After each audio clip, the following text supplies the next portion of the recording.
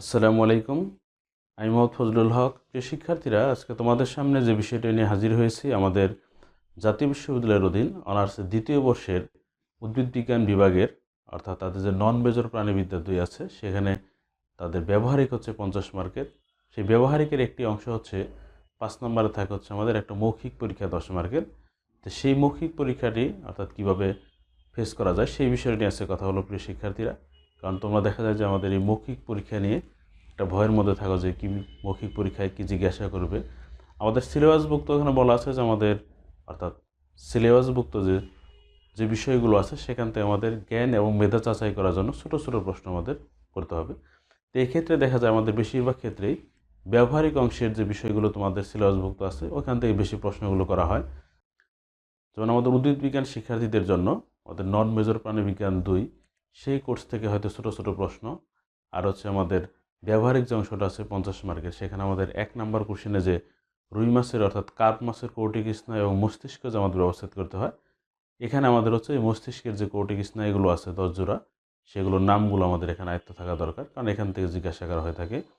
তারপর হচ্ছে আমাদের টাকি মাছের অ্যাফারেন্ট ডিফারেন্ট যে রক্তনালীগুলো আছে, সেক্ষেত্রে আমাদের অ্যাফারেন্ট রক্তনালী কী, সেটি কোন দিকে রক্ত প্রবাহিত করে, এবং ইফারেন্ট রক্তনালীগুলো কী, এগুলো হচ্ছে আমাদের প্রশ্ন হতে পারে। তারপর একটি বিষয় থাকে আমাদের নমুনা শনাক্তকরণ থাকে, সেখান থেকে আমাদের কোশ্চেনগুলো হতে পারে। যেমন আমাদের দ্বিতীয় বর্ষের জন্য হচ্ছে কর্ডের যে প্রাণীগুলো আছে, সেই কর্ডের প্রাণীগুলো থেকে যে মিউজিয়াম স্পেসিমেন যেগুলো আছে সেগুলো থেকে হয়তো আমাদের দু একটা প্রাণীর সায়েন্টিফিক নাম জিজ্ঞাসা করতে পারে। আর হচ্ছে আমাদের বা অনেক সময় দেখা যায় যে খাতার মধ্যে লিখতেও বলে যে এই সায়েন্টিফিক নামটি লিখো, এই বিষয়টি। তারপর হচ্ছে আমাদের যে প্লাঙ্কটন এবং বেন্থুস যেগুলো আছে, সেখান থেকে আমাদের দেখা যায় যে অনেক সময় এই প্লাঙ্কটন কি, বেন্থুস কি, বা তুমি কোন প্লাঙ্কটনটি পেয়েছো বা কোন বেন্থুসটি পেয়েছো, এটা আমাদের জিজ্ঞাসা করতে পারে এই বিষয়টা। আরেকটা বিষয় হচ্ছে আমাদের যে নন মেজর প্রাণীবিজ্ঞান 2 যেটা, সেখান থেকে হয়তো আমাদের টাইপ স্টাডি যেগুলো আছে সেখান থেকে ছোটো ছোটো প্রশ্ন হতে পারে। যেন আমাদের যেহেতু ফিশের বিষয়গুলো থাকে, কন্ড্রিস্থিস অস্ট্রিস্থিস, এই বিষয়টা থেকে পার্থক্য জিজ্ঞাসা করতে পারে। বা আমাদের বেনাস হার্ট কী, অর্থাৎ রুই মাছে যে বেনাস হার্ট পাওয়া যায়, এই বিষয়টি। তারপর হচ্ছে আরেকটা বিষয় যে আমাদের অর্থাৎ অ্যাম্ফিবিয়া যে উভচরগুলো আছে, তারপর আমাদের রেপটাইলস, বার্ডস, ম্যামালস, তো এখান থেকে আমাদের ছোটো ছোটো প্রশ্ন হতে পারে। তো প্রিয় শিক্ষার্থীরা, আশা করি তোমরা এগুলো খুব সহজে বুঝতে পারছো এবং খুব সহজ উত্তর করতে পারবে। তো আবার বলে রাখি যে আমাদের ব্যবহারিক অংশে যে বিষয়গুলো করানো হয়, এই বিষয়গুলোর উপর, এই সিলেবাসের উপর তোমাদের কিন্তু কোনো দক্ষতা রাখতে হবে, তাহলে আমাদের ভাইভাতে অবশ্যই ভালো করা সম্ভব। কারণ আমাদের বেশিরভাগ ক্ষেত্রে যেহেতু ভাইভাটা ব্যবহারিক অংশে, এখান থেকে আমাদের কোশ্চেনগুলো করা হয়ে থাকে। এবং তোমাদের এই ভাইভাটিকে আরও সহজবোধ্য করার জন্য আমরা কিছু পূর্বপ্রস্তুতিমূলক এবং ভাইভা পরে কী করণীয় বর্জনীয় এবং ভাইভা শেষে কী করণীয় বর্জনীয়, এই বিষয়টি আমরা উপস্থাপন করেছি, যাতে খুব সহজেই তোমরা প্রস্তুতি নিয়ে ভাইভা ফেস করতে পারো। বরাবরের মতো বলে থাকি যে আমাদের এই চ্যানেলটি যেহেতু তোমাদের জন্য আমরা তৈরি করেছি, সেই কারণে আমাদের এই চ্যানেলটির সাথে থাকার জন্য অবশ্যই তোমরা চ্যানেলটি সাবস্ক্রাইব করে তোমাদের বন্ধুদের মাঝে শেয়ার করবে। সে আহ্বান জানিয়ে আজকের মধ্যে এখানে বিদায় নিচ্ছি। আসসালামু আলাইকুম। জাতীয় বিশ্ববিদ্যালয়ের অধীন অনার্সের দ্বিতীয় বর্ষের উদ্ভিদবিদ্যা বিভাগের যে শিক্ষার্থীরা, তাদের হচ্ছে থিওরি পরীক্ষার পর অর্থাৎ ব্যবহারিক পরীক্ষা হচ্ছে 50 মার্ক। সেখানে এই 50 মার্কের একটি অর্থাৎ 5 নম্বর প্রশ্ন হচ্ছে আমাদের ভাইভা থাকে, অর্থাৎ মৌখিক পরীক্ষা হচ্ছে আমাদের 10 মার্কস। সেই ভাইভাটিতে আমাদের ভালো মার্কস পাওয়ার জন্য যা যা করণীয় সেই বিষয়টি নিয়ে আজকে কথা বলবো আমরা। তো আমাদের শুরুতে আসি যে আমাদের আগেই বলেছি যে আমাদের এখানে 3টি পর্বে আমরা ভাগ করেছি। সেখানে একটি হচ্ছে আমাদের পূর্ব প্রস্তুতি, অর্থাৎ ভাইভার আগে কী কী প্রস্তুতিগুলো নিতে হবে। সেক্ষেত্রে আমাদের একটু দেখি যে আমাদের 1 নম্বর হচ্ছে ব্যবহারিক পরীক্ষার সময়সূচি সম্পর্কে জানা, অর্থাৎ যে পরীক্ষাটা অনুষ্ঠিত হবে সেই সম্পর্কে সঠিক সময়সূচি নির্ধারণ করা জানা। কারণ দেখা যায় যে অনেক সময় একদিনের পরীক্ষা আরেক দিন চলে আসে, এই বিষয়টা খুব খেয়াল রাখা। 2 নম্বর হচ্ছে আমাদের অর্থাৎ দ্বিতীয় বর্ষের সিলেবাস সম্পর্কে পরিষ্কার ধারণা রাখা। আমাদের যে থিওরি পরীক্ষার যে সিলেবাস আছে সেই সিলেবাস সম্পর্কে ধারণা রাখা।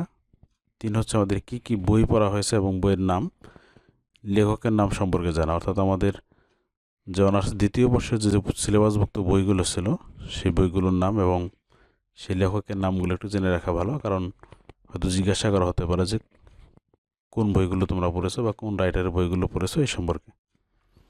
4 নম্বর হচ্ছে আমাদের কোনো বিষয়ের পরীক্ষা বেশি ভালো হয়েছে সে বিষয় সম্পর্কে ভালো প্রস্তুতি রাখা। কারণ ভাইভাতে একটা বিষয় সবসময় দেখা যায় যে এটা কমনলি জিজ্ঞাসা করা হয় যে তোমার কোন কোর্সটি খুব ভালো হয়েছে এবং কোর্সগুলোর ওই কোর্সটির নাম বলো, সেই কোর্স থেকে আমরা কোশ্চেন করব। যে কারণে কোর্সগুলোর নাম মনে রাখা এবং যেটা সহজ মনে হয়, সহজবোধ্য এবং পরীক্ষা ভালো হয়েছে সেই বিষয়টাকে উল্লেখ করা।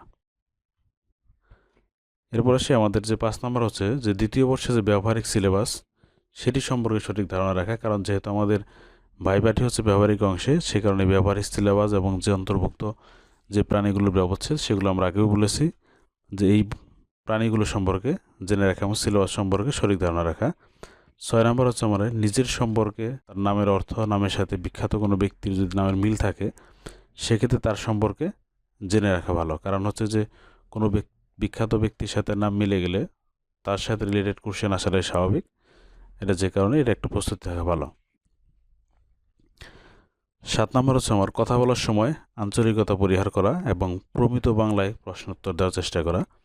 কারণ এই বিষয়টা দেখা যায় যে আমাদের অনেক ক্ষেত্রেই বিভিন্ন অঞ্চল থেকে বিভিন্ন অঞ্চলে পড়াশোনা করতে যায়, তো আঞ্চলিকতার বিষয়টাকে আমাদের এখানে পরিহার করতে হবে।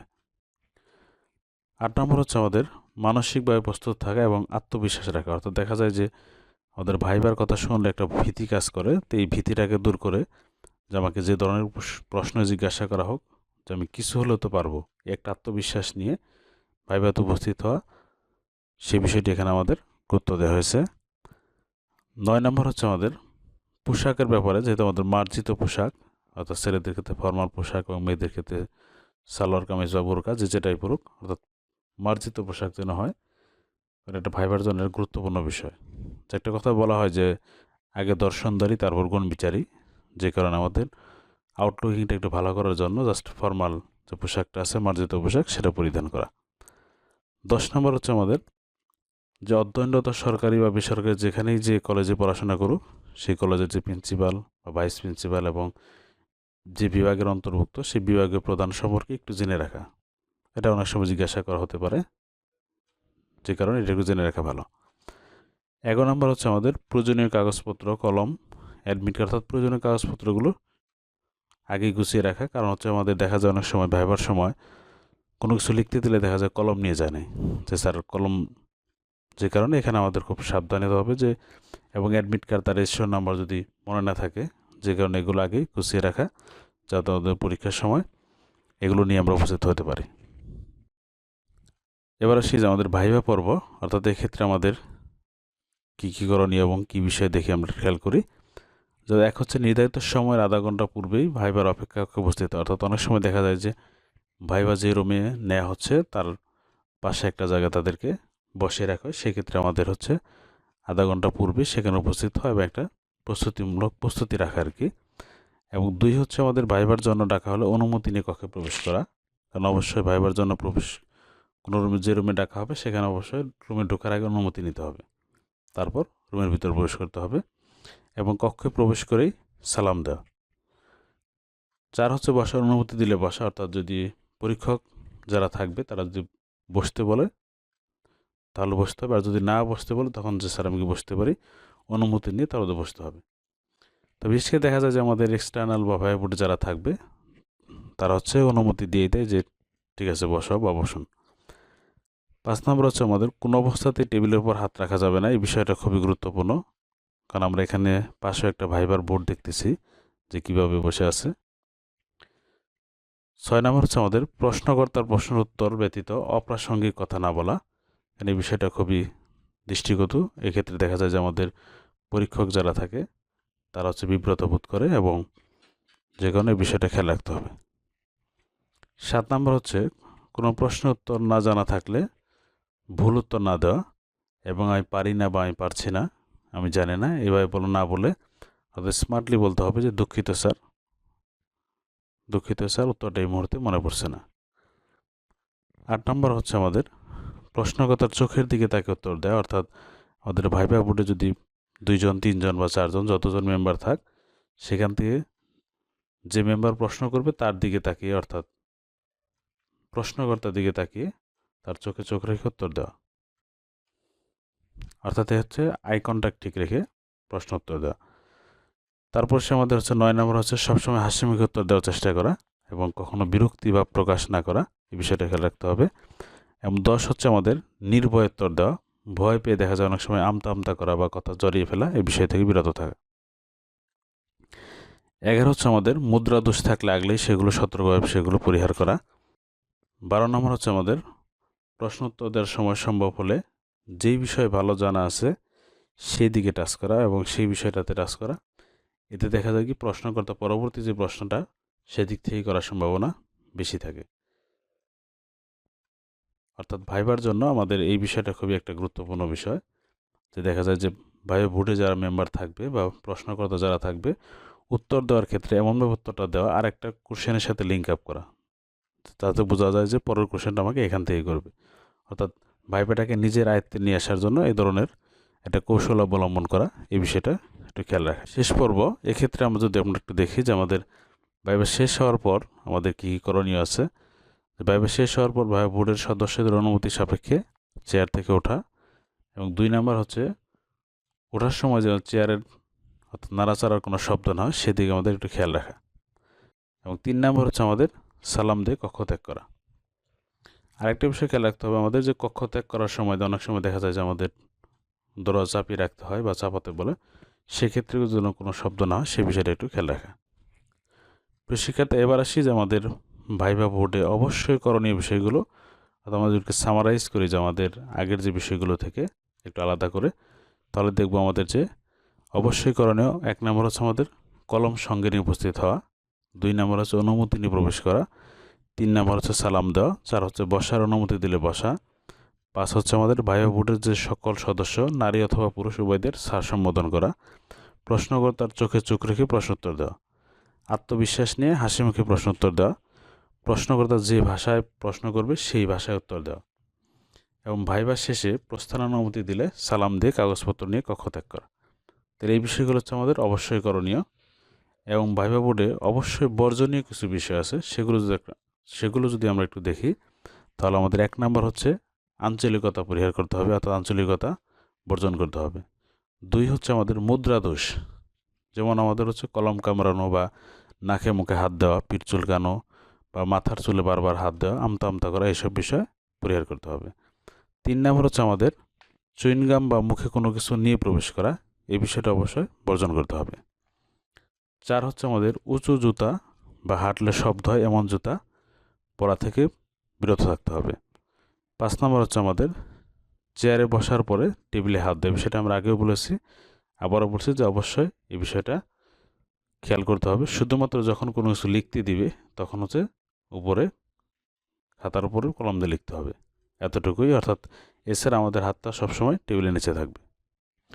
এরপর আসছে আমাদের 6 নম্বর হচ্ছে প্রশ্নকর্তার সাথে তর্কে জড়ানো বা নিজের উত্তর সঠিক বলে জাহির করা, এই বিষয়টা এখানে আমাদের অবশ্যই বর্জন করতে হবে। কারণ কোনো প্রশ্নের উত্তর হয়তো আমাদের সন্ধিয়া থাকতে পারে, সেক্ষেত্রে আমাদের নিজেরটাকে সঠিক বলে জাহির করা যাবে না, এখানে একটু বিরত থাকতে হবে। অর্থাৎ ভয় পেয়ে আত্মবিশ্বাস হারিয়ে ফেলা, এক্ষেত্রে দেখা যায় যে অনেক সময় এমন ভয় পায় যে তার জানা জিনিসগুলো সে গুলিয়ে ফেলে, এই বিষয় থেকে খুব সতর্ক থাকা। 8 নম্বর হচ্ছে আমাদের না জেনে মিথ্যা তথ্য বা ভুল উত্তর দেওয়া, এই বিষয়টা খুবই ভাইবা বোর্ডের যে সদস্য যারা থাকে তাদের বিরক্তি বোধ করে যে যদি ভুল উত্তর দেওয়া হয়, যে কারণে না জানলে অবশ্যই আমাদের মিথ্যা তথ্য দেওয়া যাবে না, ভুল উত্তর দেওয়া যাবে না। 9 নম্বর হচ্ছে আমাদের প্রশ্নকর্তার প্রশ্ন উত্তর দেওয়ার সময় উল্টো প্রশ্ন করা, এই বিষয়টা অনেক সময় দেখা যায় যে ছেলেমেয়েরা অর্থাৎ করে থাকে, যে দেওয়ার সাথে একটা কি প্রশ্ন লাগিয়ে দেয়, স্যার এটা কিনা ওটা কিনা, তো এই বিষয়টা একটু খেয়াল করা। 10 নম্বর হচ্ছে আমাদের অনুমতি ছাড়াই কক্ষ ত্যাগ করা।